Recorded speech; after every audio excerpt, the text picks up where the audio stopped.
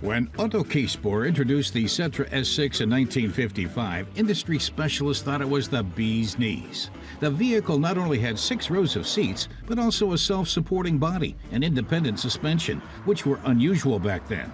It was innovative bus design because in those days, most manufacturers built bus bodies on truck chassis, which had rigid axles.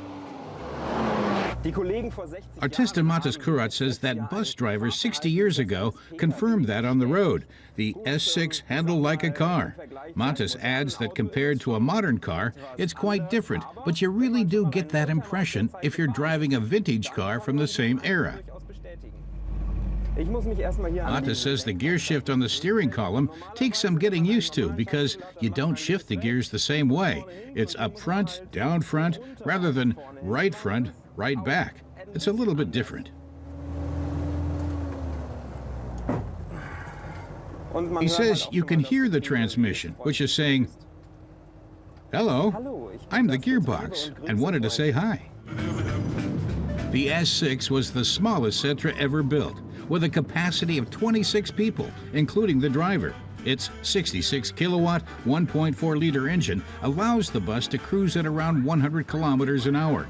Even today, coaches aren't allowed to go faster in Germany. Matas says it can only get up to 100 kilometers per hour on straightaways or going downhill, so prepare to take it slow. But back in 1955, speed wasn't so important.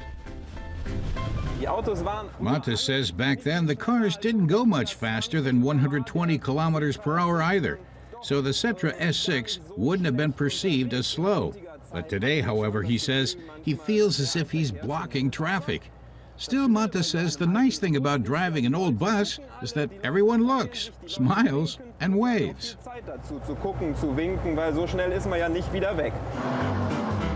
Back then, the lines of the S6 were state-of-the-art design. These days, the bus's curves are more reminiscent of a beetle or a fish.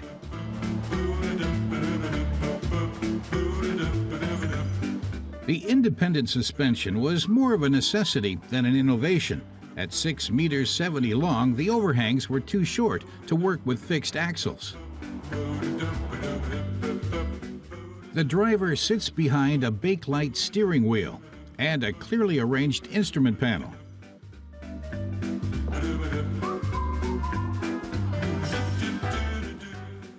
Unlike today, the signal light lever was located on the right, next to the gear shift. Passengers got to sit on comfortable seats in standard 1950s modern style.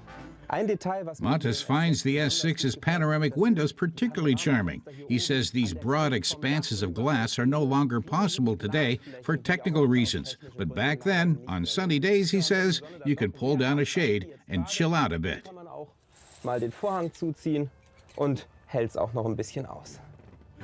60 decades of development later, a bus looks like this. Matas says he can drive the S6 with his driver's license, but not the new S511 HD. It's too heavy and several generations away from the S6 technically. He asked if they have anything at all in common. Daimler representative Matthias Lenz says the S6's self-supporting body was pioneering back then. He refers to an old photograph showing 6 people carrying the frame and tells Matas this construction principle is still used in modern buses. Matas asks if there's anything about the old bus's interior that is still the same today. Just like the 511 of today, the S6 was a tour bus.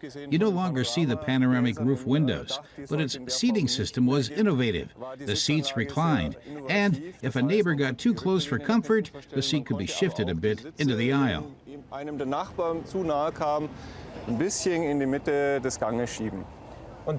Matas notes that the seats are a key feature for the passengers because most of the people in the bus use them, so he's taking a closer look at the modern model. Matas must first climb 6 steps to reach the passenger compartment. Every row of seats has footrests, a small back seat pocket, and a fold-down tray table. The seats can easily be shifted sideways, the armrests raised, and the seat back reclined.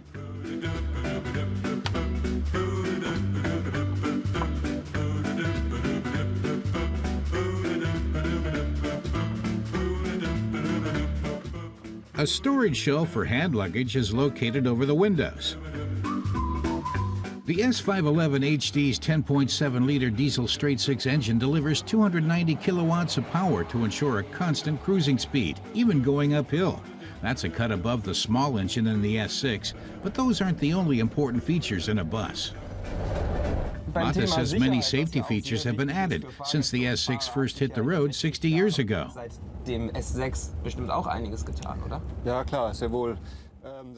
Matthias Lentz lists them. The bus is series produced with the ABA2 autonomous cruise control system.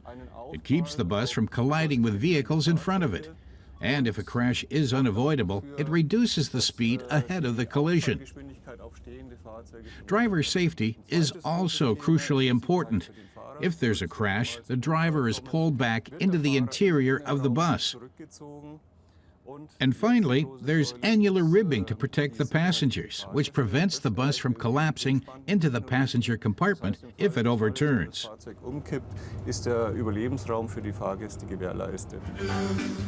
In short, a person traveling in a bus today is as well protected as they would be in a car. Mata says there isn't much difference between cars and buses. Each new model is more comfortable, roomier, safer, and more efficient, better than their predecessors in almost all ways. But no matter, he says, people still light up when they see a vintage bus cruising down the highway.